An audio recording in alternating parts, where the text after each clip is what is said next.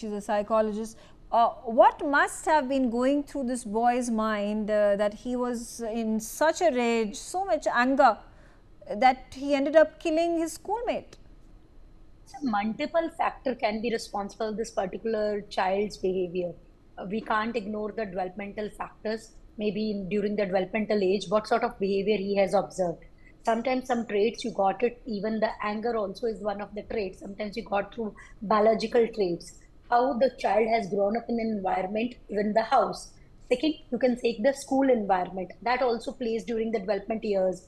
The disengagement of the school and the child's disengagement in studies also somewhere is the indicator that there are certain issues with the behavior of the child, because lots of children in adolescent times gone through the conduct disorders. Maybe in the past, what sort of behavior the child was having, whether he was a naughty child, aggressive child, was the violent child, was doing misconduct with the teachers and household, how the things are, because environment plays an important role.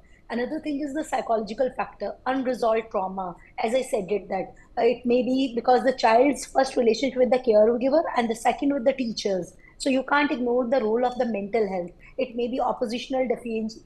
I will say the disorders sometimes, maybe the history of the bullying. You can't in peer pressure. The children wants to show that they want to be dominating, and everyone will be having a relationship with them and want to show that they are important. How what sort of that identity struggle sometimes is about, as I said, it the dominance in the power control when you want to have over the another persons, and especially when we are talking about the disorders.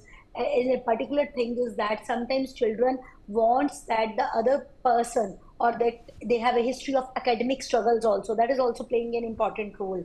I would say easily accessibility to the weapons, as you know that this child has the weapon of that knife, how Yeah, easily but it at was the end of the available. day, it's a knife. You could pick it up from your kitchen. I don't know. You could even get it from the school canteen. Yeah, but it is just, you have to say that the lack of supervision also, the poor parent-child relationship or attachment also, domestic violence can be the history also. As I said, it unresolved trauma also.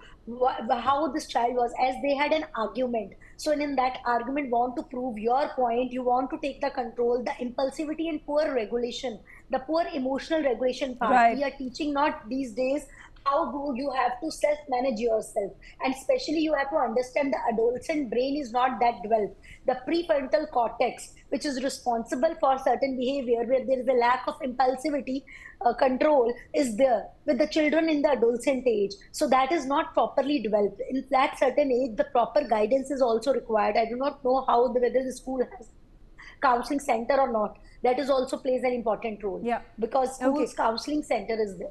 Yeah, Yeah. absolutely. Thank you, Dr. Nisha Khanna, for joining me and sharing your views.